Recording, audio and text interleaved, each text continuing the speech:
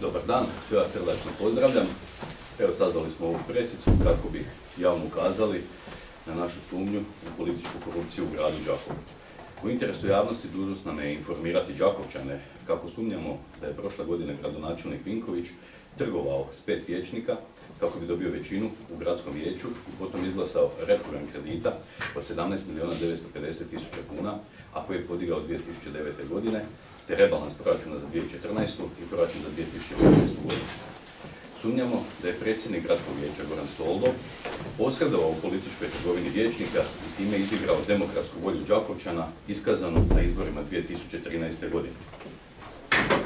Stoga javno pitamo gospodina Vinkovića zašto je samovoljno kao predsjednik skupštine gradske firme Univerzal protivno volji ostalih suvlasnika Univerzala smijenio dosadašnjeg direktora Dinka Hrhorovića i navrat nanos postavio Milu Kaselja bez javnog natječaja za direktora Univerzala, koji je ujedno formalno vlasnik đakovačkog Novog radija.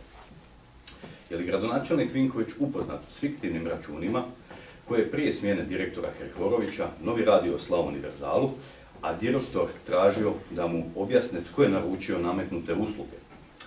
Priča se da je Soldo kao predsjednik gradskog vijeća prijetio Hrhoroviću smjenom ukoliko bude odbijao plaćati navedene račune Novom radiju. Ujedno gradom kolaju priče da iza Novog radija stoji predsjednik gradskog vijeća Goran Soldo. Stoga se pitamo, što je to prisililo gradonačelnika Vinkovića da rebalansom proračuna za 2014.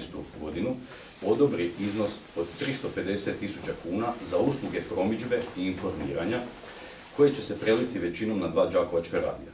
Čime je to Goran Soldo zadužio gradonačelnika Vinkovića da ovaj novac građana Đakova usmjerava privatnim radiopostajama, Novom radiju i radiju Đakovu. Ujedno pozivam gradonačelnika Vinkovića da informira đakovačku javnost kada je smijenio direktora Hrhorovića i postavio na njegovo mjesto Milu Kaselja i njemu za glavnog savjetnika direktora Gorana Soldu, kakve su ugovore i s kolikim otpremninama u slučaju otkaza potpisali i koje su njihove reference da koštaju skupa bruto 50.000 kuna gradsku tvrtku Univerzal. Dužnost nam je informirati javnost da su Goran Soldo i Mile Kaselj zbog nepoštivanja odluka gradskog odbora HDZ-a i političke samovolje isključeni iz HDZ-a. Poslije presice ću vam dati ovdje dokumente koje smo dobili od časnog suda HDZ-a.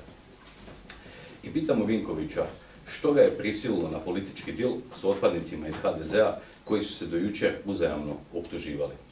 Koje su to tajne koje Goran Soldo zna o gradonačelniku Vinkoviću i obrnuto, a koje koštaju skupo ovom političkom trgovinom na dijelu građane Đakova.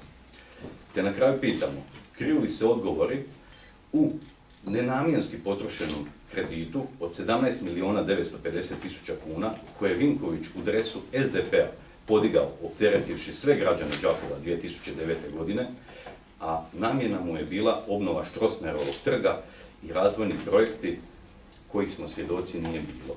Stoga, gospodine Vinkoviću, gdje je 17.950.000 kuna? Hvala lijepo.